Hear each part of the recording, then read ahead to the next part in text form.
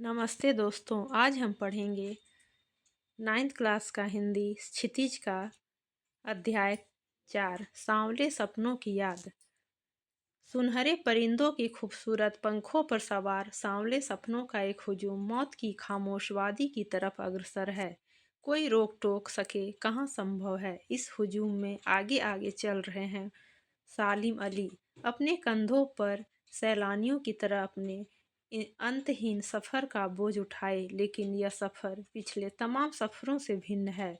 भीड़ भाड़ की ज़िंदगी और तनाव के माहौल से सालिम अली का यह आखिरी पलायन है। अब तो वो उस वन पक्षी की तरह प्रकृति में विलीन हो रहे हैं जो ज़िंदगी का आखिरी गीत गाने के बाद मौत की गोद में जा बसा हो। कोई अपने जिस्म की हरारत और दिल की धड़कन देकर भी उसे लौटाना चाहे तो वो पक्षी अपने सपनों के गीत दोबारा कैसे गा सकेगा। मुझे नहीं लगता कोई इस सोए हुए पक्षी को जगाना चाहेगा। वर्षों पूर्व खुद सालिम अली ने कहा था कि लोग पक्षियों को आदमी की नज़र से देखना चाहते हैं। यह उनकी भूल है, ठीक उसी तरह जैसे जंगलों और पहाड़ों, झरनों और आबशारों को वो प्रकृति की नज़र से नहीं, आदमी की नज़र से देखने को उत्सुक रहते हैं। भला कोई आदमी अपने कानों से पक्षियों की आवाज़ का मधुर संगीत सुनकर अपने भीतर रोमांच का सोता फूटता महसूस कर सकता है। एहसास की ऐसी ही एक उबड़ खाबड़ जमीन पर जन्मे मिथक का नाम है सालिम अली।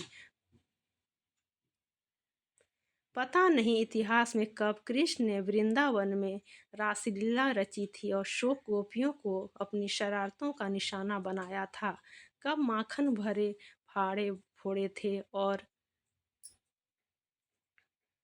दूध छाली से अपने मुंह भरे थे। कब वाटिका में छोटे छोटे किंतु घने पेड़ों की छांव में विश्राम किया था। कब दिल की धड़कनों को एकदम से तेज करने वाले अंदाज में बंसी बजाई थी और पता नहीं कब वृंदावन की पूरी दुनिया संगीतमय हो गई थी। पता नहीं यह सब कब हुआ था, लेकिन कोई आज भी वृंदावन जाए तो नदी का सांवला पानी उसे पूरे घटनाक्रम की याद दिला देगा। हर सुबह सूरज निकलने से पहले जब पतली गलियों से उत्साह भरी भीड़ नदी की ओर बढ़ती है तो लगता है कि जैसे उस भीड़ को चीर कर अचानक कोई सामने आएगा और बंसी की आवाज़ पर सब किसी के कदम थम जाएंगे। हर शाम सूरज ढलने से पहले जब वाटिका का माली सैलानियों को हिदायत देगा तो लगता है जैसे बस कुछ ही क्षणों में वह कहीं से आ टपकेगा और संगीत का जादू वाटिका के भरे पूरे माहौल पर छा जाएगा। वृंदावन कभी कृष्ण की बांसुरी के जादू से खाली हुआ है क्या? मिथकों की दुनिया में इस सवाल का जवाब तलाश करने से पहले एक नज़र कमज़ोर काया वाले उस व्यक्ति पर डाली जाए जिसे हम सालिम अली के नाम से जानते हैं। उम्र को शती तक पहुंचने में थोड़े ही दिन तो बच रहे थे। संभव है लंबी यात्राओं की थकान ने उनके शरीर को कमज़ोर कर दिया हो और कैंसर जैसी जानलेवा बीमारी उनकी मौत का कारण बनी हो।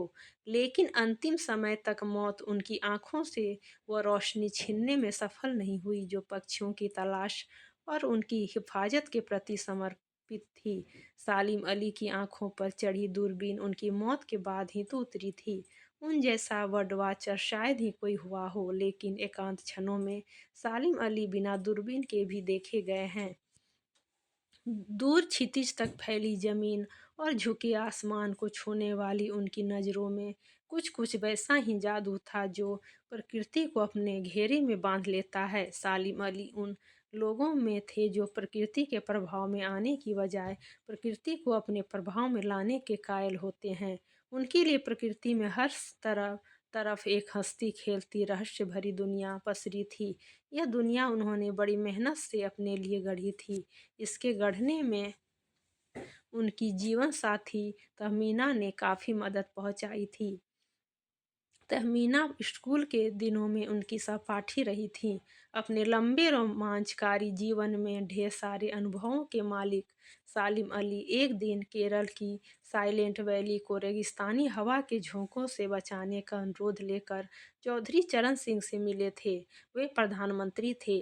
चौधरी साहब गांव की मिट्टी पर पड़ने वाली पानी की पहली बूंद का असर जानने वाले नेता थे।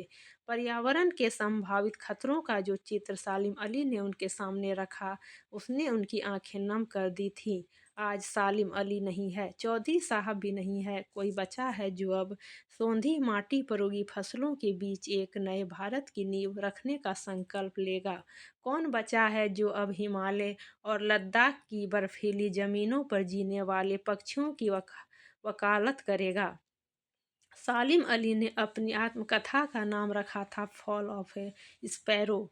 मुझे याद आ गया, डीएच लॉरेंस की मौत के बाद लोगों ने उनकी पत्नी फ्रीडा लॉरेंस से अनुरोध किया था कि वो अपने पति के बारे में कुछ लिखें। फ्रीडा चाहती तो ढेर सारी बातें लॉरेंस के बारे में लिख सकती थी, लेकिन उसने कहा, मेरे लिए लॉरेंस के बारे में कुछ लिखना असंभव सा है। मुझे महसूस होता है मेरी छत पर बैठने वाली गोरैया लॉरेंस के बारे में ढेर सारी बातें जानती है, मुझसे भी ज़्यादा जानती है। वो सचमुच इतना खुला खुला और सादा दिल आदमी था। मुमकिन है लॉरेंस मेरी रगों में, मेरी हड्डियों में समाया हो, लेकिन मेरे लिए कितना कठिन है उसके बारे में अपने अनुभवों को शब्दों का जामा पहनाना।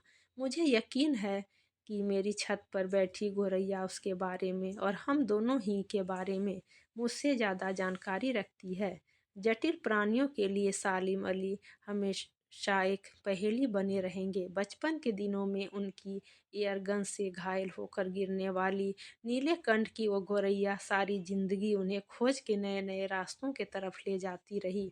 जिंदगी की ऊंचाइयों में उनका विश्वास एक क्षण के लिए भी डिगा नहीं। वो लॉरेंस की तरह नैसर्गिक जिंदगी का प्रतिरूप बन गए थे।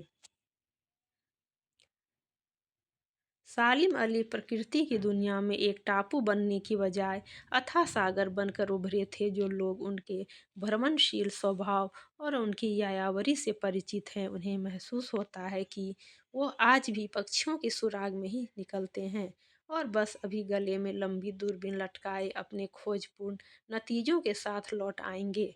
जब तक वो नहीं लौटते, क्या उन्हें गया हुआ मान लिया जाए? मेरी आंखें नम है। सालिम अली, तुम लौटोगे ना? तो बच्चों, अगर आपको हमारी वीडियो अच्छी लगी हो तो वीडियो को लाइक और सब्सक्राइब करें।